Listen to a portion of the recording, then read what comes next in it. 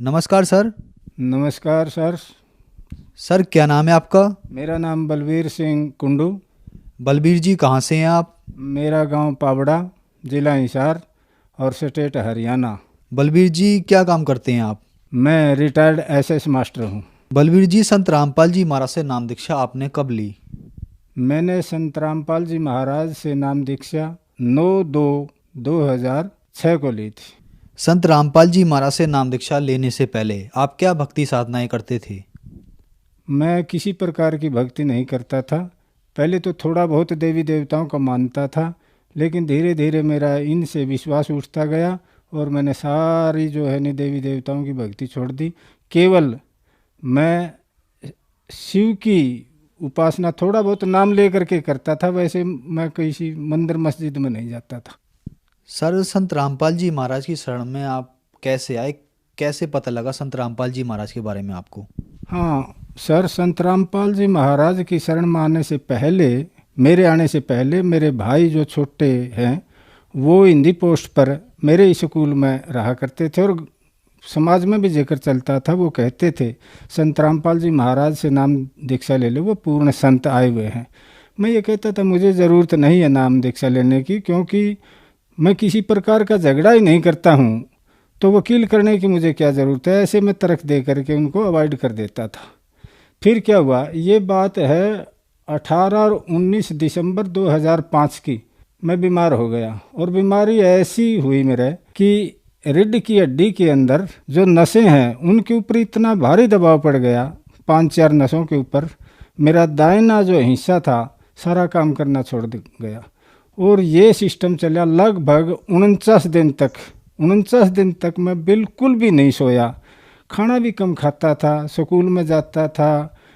केवल जब भी रात को सोता था तो पीछे मेरी पत्नी जो है नि 2 रजाई लगा करके मेरे को सिलाती थी। मैं ऐसे बैठा रहता था, नींद नहीं आती थी मेरे को बिल्कुल भी। फिर मैंने आखिर में क्या फैसला कर लिया, ये 49वें दिन की बात है, यानी कि 9 फरवरी 2006 की बात है।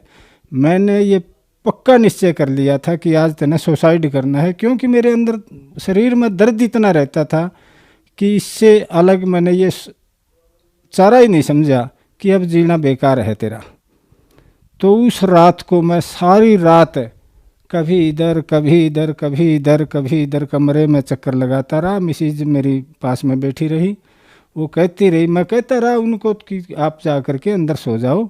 उन कहने लगी कि मैं नहीं जा सकती ऐसी स्थिति में, आपके भाई को बुला लूँ। मेरे मन में ये कि वायर जो है नहीं लगा करके और स्विच ऑन कर ले और मुंह में ले लिए और इसको लीला को समाप्त कर ले। तो ये गई नहीं। लगभग सुबह 5 बजे इन्होंने मेरे छोटे भाई को फ़ोन किया और बुलाया कि आपके भाई को बहुत ज़्यादा तकलीफ़ है। वो आ गई, आकर के उसने कहा भाई क्या तकलीफ़ है। मैंने कहा ऐसे ऐसे तकलीफ़ है।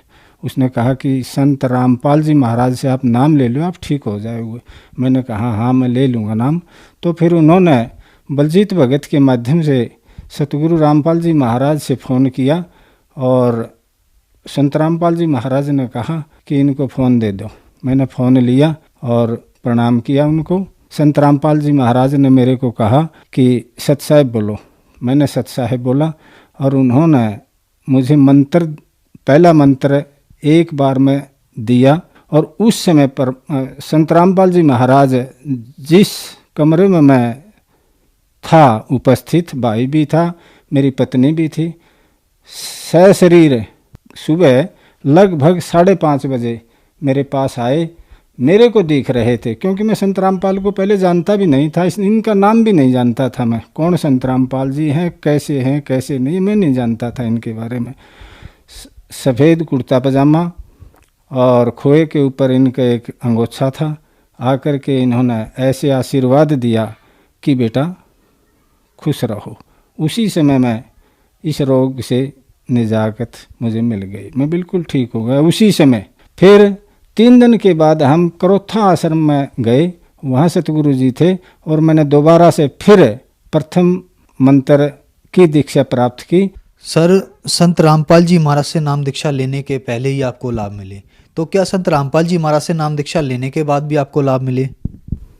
हाँ जी, मुझे जीवन में हर कदम पर लाभ ही लाभ मिल रहे हैं उस दिन से। प्रथम तो जो मेरा रोग था वो नाम लेते ही वो ठीक हो गया था। फिर मेरा लड़का जो था वो फरीदाबाद पढ़ता था और उनका इंटरव्यू आया और जाते ही मेरे बच्चे का प्लेसमेंट हो गया। हम हिसार गए हुए थे, मैं, मेरा बच्चा, मेरी पुत्रवधू और मेरी पोती। जो पत्नी थी वो घर पर थी। तो भाई का फ़ोन गया कि भाई कहाँ हो तुम। हमने कहा हम हिसार से चलने वाले हैं, फरीदाबाद के लिए जा रहे हैं। तो उन्होंने कहा कि वापस आ जाओ। और इसी तरह से मेरी भाभी जो है नी काफ़ी गंभीर हो गई, ये तकलीफ़ है उसके। तो मैंने कहा क्या तकलीफ़ है। नहीं, बोला ये तो पता नहीं क्या तकलीफ़ है। हम गाड़ी ले करके वापस गांव में आ रहे थे तो मेरा बच्चा कहने लगा ये तो पूछ लो मेरे अंकल से क्या तकलीफ़ है, मेरी मम्मी से बात करवाओ। तो वो कहने लगा मम्मी बात करने के लायक नहीं है, मम्मी बोल नहीं रही है। माँ फिर तो ज़्यादा तकलीफ़ है। हम घर पर आ गए तो जा कर के हॉस्पिटल के अंदर आईसीयू में ये डायरेक्ट भर्ती कर दी। 2 दिन तक आईसीयू में रही। डॉक्टरों को भी ये पता नहीं चला कि इसकी बीमारी क्या है। ढूंढते रहे, कोई काफ़ी पैसे लगे। फिर इन्होंने सतगुरु रामपाल जी महाराज से प्रार्थना भेजी। तो सतगुरु रामपाल जी महाराज का आदेश संदेश आया कि परमात्मा दया करेंगे और आप भक्ति करते रहे। उसके ठीक आधे घंटे के बाद ये बिल्कुल ठीक हो गई। तीसरा, इनका एक दफ़ा ब्लीडिंग होगी नाक के थ्रू, और इतनी ब्लीडिंग हुई कि लगभग 100 फुट तक ब्लड नाली के द्वारा चला गया। 3 दफ़ा ब्लीडिंग हुई, वो बहुत ज़्यादा। हमें भी ऐसा अंदेशा हो गया था कोई नस नुस फट गई होगी इसकी ऐसी। लेकिन सतगुरु रामपाल जी महाराज के पास जब हमारी प्रार्थना पहुंची तो उन्होंने कहा अब के बाद नहीं होगी। डॉक्टर ने भी संदेह किया था शायद इसकी कोई ब्लड की नस के अंदर क्रैक है। उस दिन के बाद इनको कोई भी ब्लीडिंग नहीं हुई। आज संत रामपाल जी महाराज की दया से मेरा परिवार और मैं इतने बढ़िया सेटल्ड हैं। हम 4 भाई हैं। एक भाई तो किसी कारण से वो चला गया, जो 14 का कांड हुआ था उसके बाद। 3 भाई हैं। तीनों भाइयों के परिवार सतगुरु रामपाल जी महाराज की शरण में है। और मैं, सभी जानते हैं गांव वाले भी, मेरी स्थिति सभी भाइयों से वैसे कमज़ोर थी उस समय। केवल नौकरी करता था, पत्नी जो है वो आंगनबाड़ी में थी, बच्चे पढ़ रहे थे, एक ही बच्चा है मेरा। और सतगुरु रामपाल जी महाराज की ऐसी दया हुई कि वो बच्चे भी आजकल लंदन में सेटल्ड है, वेल सेटल्ड है, सेटल्ड नहीं। आज मेरी स्थिति इतनी गजब की है, बहुत ज़्यादा। एक और लाभ मेरे को जो ज़बरदस्त हुआ वो ये लाभ है, अभी ये है 21 सितंबर 2020 की बात है। और मैं लगभग 11 सितंबर से बीमार हो गया और बुखार आने लग गया। तो खाना पीना मेरा छूट गया। मेरे को ऐसा लगा ये शरीर अब छूटेगा। और मन में कसक हो गई। संत रामपाल जी महाराज से मैं बार बार ये अरदास करने लगा, आप तो परमात्मा तुल्य हो सतगुरु जी, आप मेरे को, आपका ज्ञान ठीक है, आपके मंत्र भी ठीक हैं, आप जो कह रहे हैं उस पर अविश्वास नहीं है, लेकिन उस पर विश्वास हो रहा है कि हमें सतलोक कैसा है, कैसे जाना है, किस तरह जाना है। कोई आकर के बताता तो नहीं है। आप तो उदाहरण तो देते हैं, भाई गरीबदास जी को मिला था, गुरु नानक देव से मिला था। हमें ये भी नहीं है, हमें विश्वास नहीं है। लेकिन एक दफ़े गुरु जी अगर वो चीज़ दिखा दो तो पेटा सा वर्जे मेरा। यानी कि मैं 8-10 दिन तक ये विलाप करता रहा, सतलोक दिखा दो मेरे को। मैं ऐसा सोचता रहा। ये बात 21 सितंबर 2020 की है। मैं 4 बजे उठ जाता हूँ हमेशा ही, और 4 बजे उठ करके जैसी भी क्रियाएं हैं, भक्ति करते हैं, फिर नित्य नियम करते हैं। 4 बजे उठ करके मैं उस दिन उठा नहीं, चारपाई पर लेटा रहा।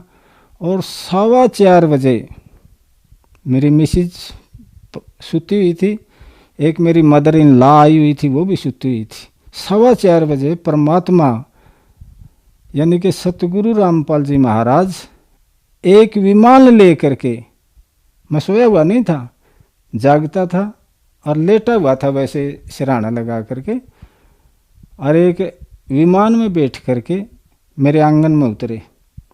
प्रकाश हो गया, प्रकाश होते ही मैंने ऐसे देखा और सतगुरु रामपाल जी महाराज ने कहा, बेटा आ जाए, आ जा, तेरे को दिखा करके लाता हूँ। मैं तुरंत वो शरीर जो मेरा शरीर था उसमें से बाहर निकला। और वो मैंने कैसे पता चला, मैं जब विमान के पास गया तो मैंने पीछे की ओर मुड़ करके देखा। मैंने देखा कि तेरा शरीर तो चारपाई पर पड़ा हुआ है, और मेरा ये मन में जैसे कि अब तेरा शरीर छूट गया यूँ और तने सतलोक चलना है। ये सतगुरु जी महाराज रामपाल जी महाराज आ गए और तेरे को लेकर के जा रहे हैं। मैं जा करके उस विमान में बैठ गया। ना उसमें कोई कुर्सी लगी हुई थी, ना कोई गलीचा लगा हुआ था। उसके पीछे कबीर साहब बैठे थे, छोटी छोटी दाढ़ी थी और ऊपर टोपी थी, मुकुट ऊपर था उसके ऐसे। और इसी प्रकार से संत रामपाल जी महाराज आगे बैठे हुए थे, उनकी भी टोपी ऐसे थी, सामने मुकुट सा लगा हुआ था, और मैं उनके बीच में जा कर के बैठ गया। जो कबीर साहब थे वो मेरे से बोले नहीं, वो मुस्करा रहे थे। और सतगुरु रामपाल जी महाराज ने कहा, बेटा चल, आज तेरा जो शंका निवारण करने के लिए मैं आया हूँ और तेरे को सतलोक दिखा करके लाऊंगा।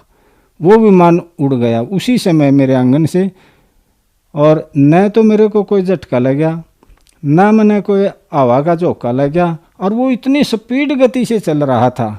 विहंगम जो पक्षी कहते हैं नहीं सतगुरु रामपाल जी महाराज कि विहंगम गति से है ये आत्मा वहाँ पर जाएगी।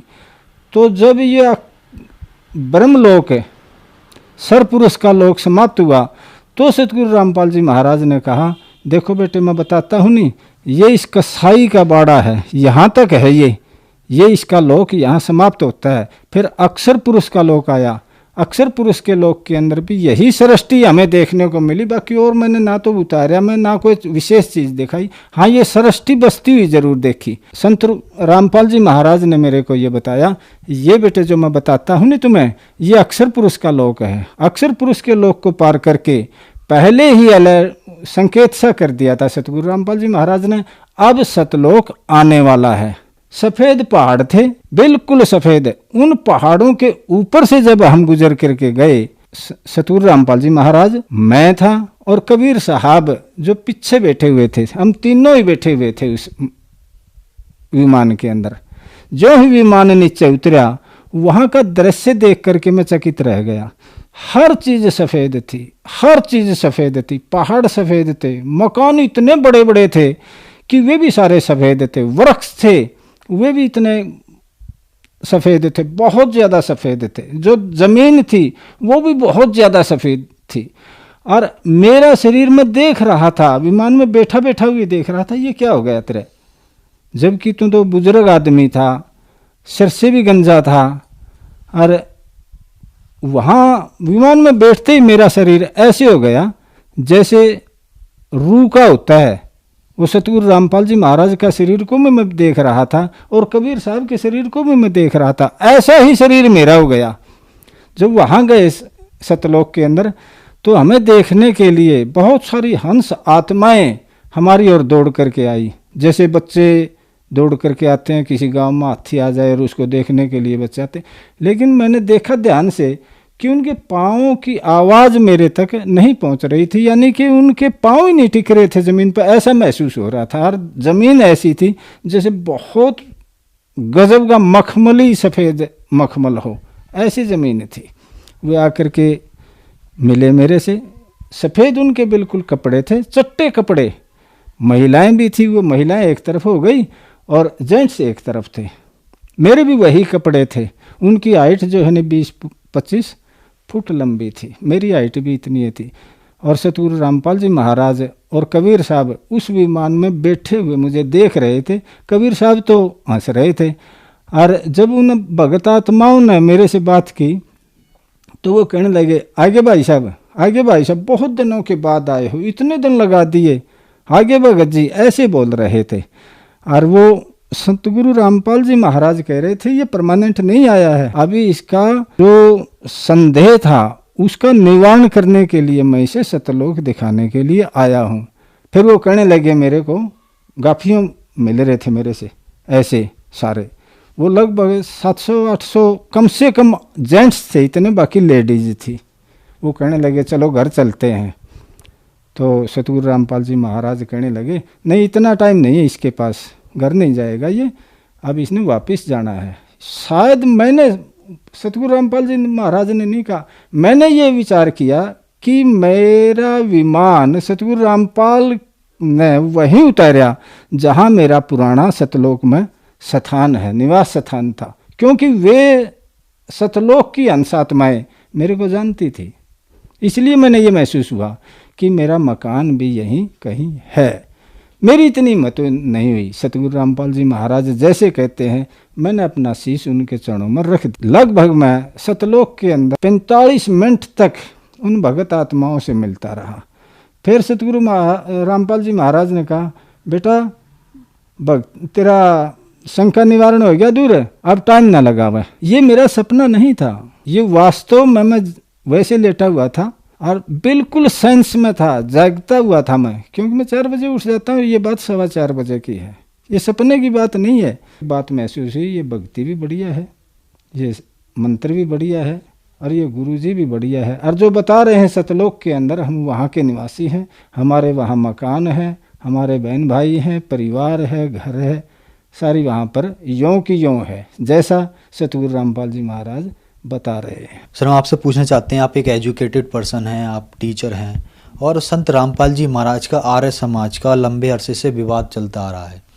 आर्य समाज से जब हमने बात करने की कोशिश की तो वो ये कहते हैं कि संत रामपाल जी महाराज की तरफ से महर्षि दयानंद और सत्यार्थ प्रकाश पे विवादित टिप्पणियाँ करते रहते हैं। तो सर, अभी हमने यही देखा है कुछ वर्षों से कि आर्य समाज के पदाधिकारी भी और आर्य समाज के काफ़ी लोग संत रामपाल जी महाराज से जुड़े हैं।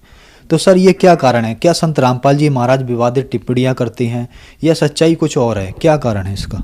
संत रामपाल जी महाराज बिल्कुल सच्चाई बोलते हैं। अगर ये झूठ है, नहीं माना नहीं का केस करो ना, या फिर सामने आओ, स्टेज लगाओ और बुद्धिजीवियों को बुलाओ, पूछो ना उनसे कौन सी गलती की है, कौन सी गलत बात कहते हैं।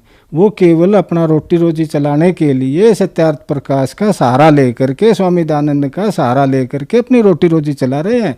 सारी बकवास है, ये सारी झूठ है। हम भी स्वामी दयानंद को जब पढ़ाते थे, एक बहुत बड़ा सोशल रिफॉर्मर मानते थे, बच्चों को पढ़ाते थे।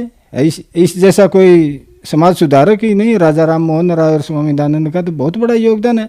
लेकिन जब इसका लिटरेचर देखा, इस जैसा तो झूठा आदमी नहीं मेरी दृष्टि में निकला। सारी बकवास कर रखी इसने सत्यार्थ प्रकाश के अंदर। मैं तो जब पढ़ाता था, नाम उपदेश लेने के बाद संत रामपाल जी महाराज से बच्चों को ये डायरेक्ट कहता था, देखो वे परीक्षा में पास होना है तो अपने सिलेबस के अनुसार पढ़ करके वही लिखना परीक्षा में, जब पास होंगे। लेकिन जो वास्तविकता है वो ये है कि इस आदमी के अंदर संत वाले गुण भी नहीं, एक अच्छे इंसान वाले गुण भी नहीं, महर्षि तो बहुत दूर की बात है। सारी बकवास किया करता था ये। तो सर, संत रामपाल जी महाराज ने आपको ऐसा क्या पढ़ाया, ऐसा क्या बताया जो आप महर्षि दयानंद के बारे में आपको सच्चाई पता लगी? क्या प्रमाण है आप लोगों के पास? जो सत्यार्थ प्रकाश थी उनकी, वो उनकी जीवन का निचोड़ है स्वामी दयानंद जी महाराज का। और स्वामी दयानंद जी महाराज के कहे अनुसार जब संत रामपाल जी महाराज ने उस सत्यार्थ प्रकाश को दिखाया, उनका ज्ञान दिखाया, तो उजागर हो गया, ये स्पष्ट हो गया। वो वेदों को समय लिखते हैं, वेद पढ़ो और वेद पढ़ाओ, वेद ही सत्य हैं। जबकि सत्यार्थ प्रकाश के अंदर किस वेद का तो बिल्कुल अंश मात्र भी उल्लेख नहीं है। जो स्वामी दयानंद जी महाराज ने सत्यार्थ प्रकाश के अंदर जो लिखा है वो टोटली वेदों के विरुद्ध है, मिलता ही नहीं। ये तो ये कहता है कि वेद जो है नहीं सूर्य पर भी पढ़ाए जाते हैं, दूसरे ग्रहों पर भी वेद है, जबकि वेद का तो उसको ज्ञान ही नहीं है। धन्यवाद सर। सत्सा है।